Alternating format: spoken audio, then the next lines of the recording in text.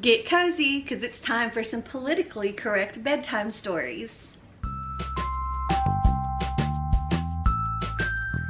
So I've had a few people tell me that they wanted me to read to them on this channel, so I thought I would try this out with a little bedtime story.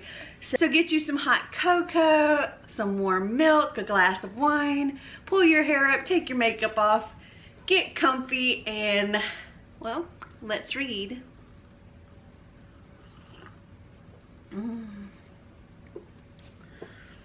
So I decided to go with these politically correct bedtime stories. It's a short book. I figured I would split this into at least 2 parts. Read some of the stories now, read some of the stories later. We'll see how long each one takes. But there are 13 stories in here. I think it's going to be a fun time. I've always enjoyed these politically correct stories.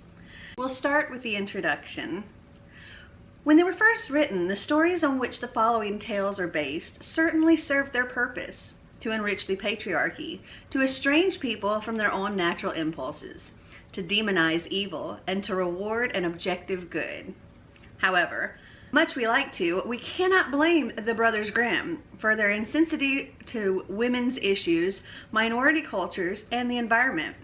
Likewise, in the self-righteous Copenhagen of Hans Christian Andersen, the inalienable rights of mermaids were hardly given a second thought. Today we have the opportunity and the obligation to rethink these classic stories so they reflect more enlightened times. To that effort, I submit this humble book. While its original title, Fairy Stories for a Modern World, was abandoned for obvious reasons, kudos to my editor for pointing out my heterosexualist bias, I think the collection stands on its own. This, however, is just a start. Certain stories, such as The Duckling That Was Judged on Its Personal Merits and not its physical appearance, were deleted for space reasons. I expect I have volumes left in me, and I hope this book sparks the righteous imaginations of other writers and, of course, leaves the indelible mark on our children. If through omission or commission I have inadvertently displayed any sexist, racist, culturalist, nationalist, regionalist, ageist, lookist, ableist, sizist, speciesist, intellectualist, socioeconomicist, ethnocentrist, phallocentrist, heteropatriarchalist, or other type of bias as yet unnamed, I apologize and encourage your suggestions for rectification. In the quest to develop meaningful literature that is totally free from bias and purged from the influences of its flawed cultural past, I doubtless have made some mistakes.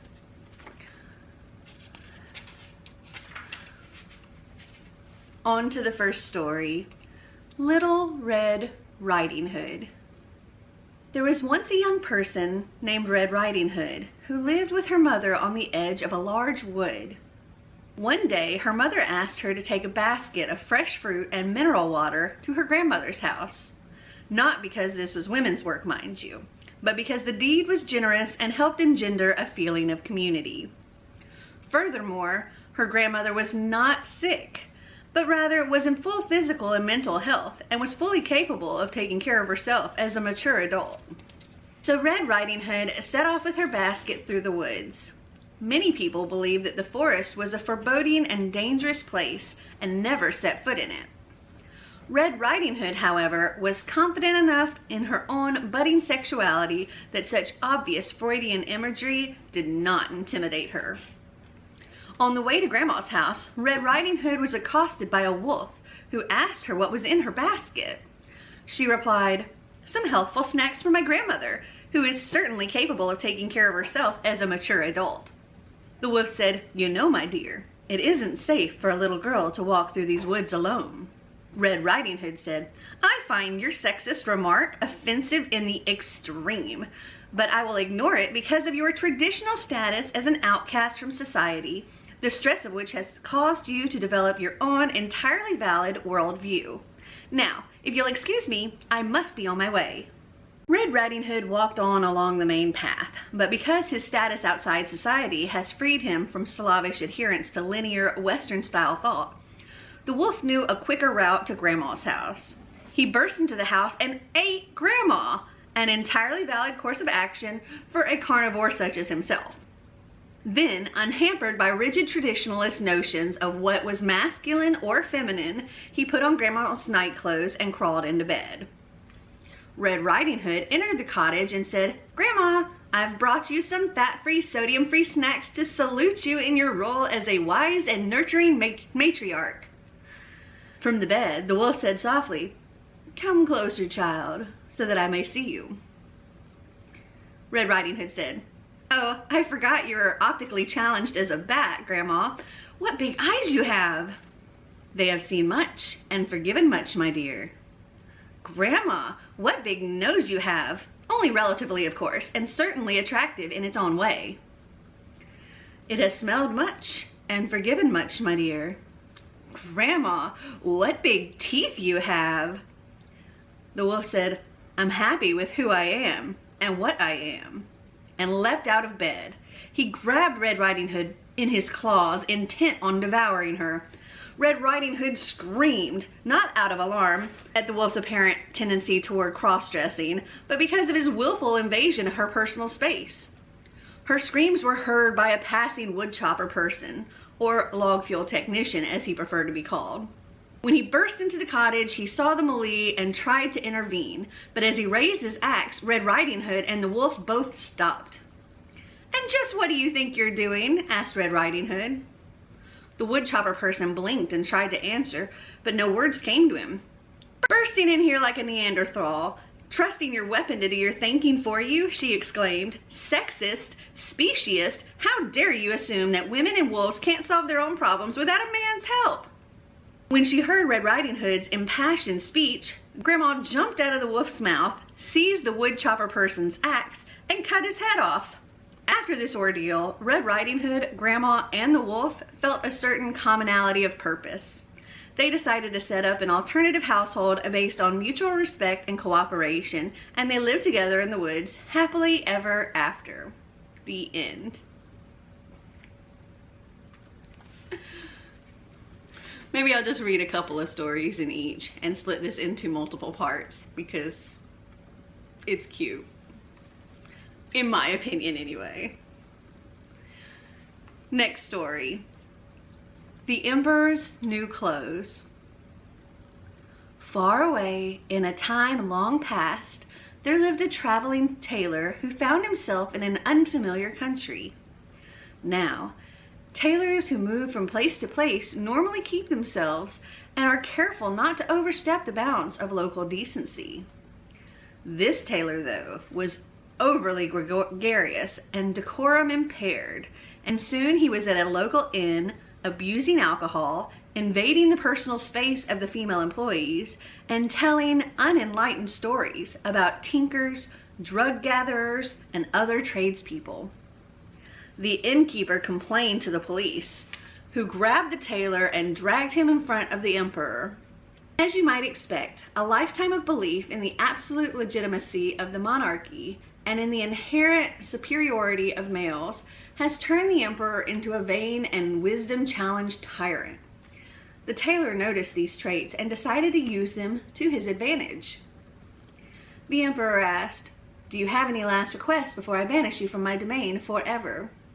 The tailor replied, "Only that your majesty allow me the honor of crafting a new royal wardrobe, for I have brought with me a special fabric that is so rare and fine that it can be seen only by certain people. The type of people you'd want to have in your realm. People who are politically correct, morally righteous, intellectually astute, culturally tolerant, and who don't smoke, drink, laugh at sexist jokes, watch too much television, listen to country music, or barbecue." After a moment's thought, the emperor agreed to this request. He was flattered by the fascist and testosterone-heavy idea that the empire and its inhabitants existed only to make him look good. It would be like having a trophy wife and multiplying that feeling by 100,000. Of course, no such rarefied fabric existed.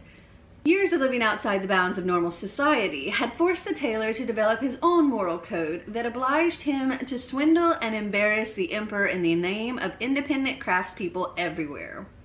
So as he diligently labored, he was able to convince the emperor that he was cutting and sewing pieces of fabric. In the strictest objective sense, reality didn't exist.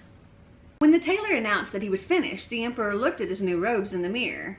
As he stood there, naked as the day he was born, one could see how years of exploiting the peasantry had turned his body into an ugly mass of puffy white flesh.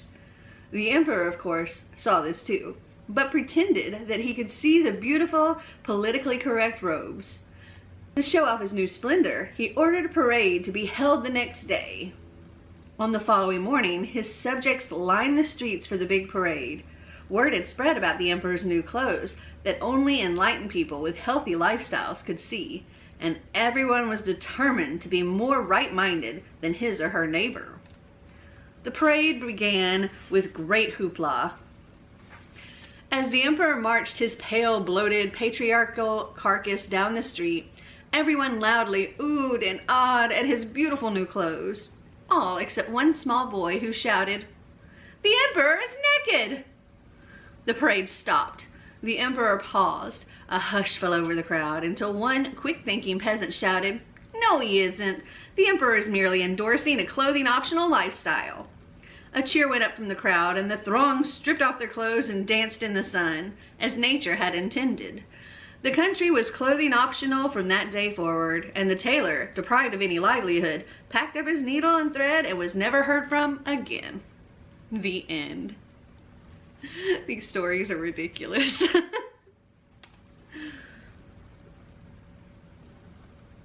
Okay, we'll do one more story and then we'll end this video. I hope you're enjoying this as much as I am. The next story is The 3 Little Pigs. Once there were 3 little pigs who lived together in mutual respect and in harmony with their environment. Using materials that were indigenous to the area, they each built a beautiful house. One pig built a house of straw, one a house of sticks, and one a house of dung, clay, and creeper vines shaped into bricks and baked in a small kiln. When they were finished, the pigs were satisfied with their work and settled back to live in peace and self-determination. But their ideal was soon shattered. One day, along came a big, bad wolf with expansionist ideas. He saw the pigs and grew very hungry in both a physical and ideological sense. When the pigs saw the wolf, they ran into the house of straw. The wolf ran up to the house and banged on the door, shouting, little pigs, let me in." The pigs shouted back, "Your gunboat tactics hold no fear for pigs defending their homes and culture." But the wolf wasn't to be denied what he thought was his manifest destiny. So he huffed and he puffed and he blew down the house of straw. The frightened pigs ran to the house of sticks with the wolf in hot pursuit. Where the house of straw had stood, other wolves brought up the land and started a banana plantation. At the house of sticks, the wolf again banged on the door and shouted, little pigs, let me in." The little pigs shouted back, "Go to hell, you carnivorous imperialistic oppressor." At this, the wolf chuckled condescendingly. He thought to himself, "They are so childlike in their ways. It will be a shame to see them go, but progress cannot be stopped." So the wolf huffed and puffed and blew down the house of sticks. The pigs ran to the house of bricks with the wolf close on their heels. Where the house of sticks had stood, other wolves built a timeshare condo resort complex for vacationing wolves, with each unit a fiberglass reconstruction of the house of sticks, as well as native curio shops, snorkeling, and dolphin shows. At the house of bricks, the wolf again banged on the door and shouted, little pigs, let me in." This time in response, the pigs sang songs of solidarity and wrote letters of protest to the United Nations. By now, the wolf was getting angry at the pig's refusal to see the situation from the carnivore's point of view. So he huffed and he puffed and huffed and puffed, then grabbed his chest and fell over dead from a massive heart attack brought on by eating too many fatty foods. The 3 little pigs rejoiced that justice had triumphed and did a little dance around the corpse of the wolf. Their next step was to liberate their homeland. They gathered together a band of other pigs who had been forced off their lands. This new brigade of Porcinistas attacked the resort complex with machine guns and rocket launchers and slaughtered the cruel wolf oppressors, sending a clear signal to the rest of the hemisphere not to meddle in their internal affairs. Then the pigs set up a model socialist democracy with free education, universal health care, and affordable housing for everyone. Please note, the wolf in this story was a metaphorical construct. No actual wolves were harmed in the writing of the story. The end. Which was your favorite story? Comment down below and let me know. Well, I hope you guys enjoyed this video. If you did, give me a big thumbs up. If you'd like to see more stories like this, click that subscribe button down below. And until next time, remember to always be completely you. Bye!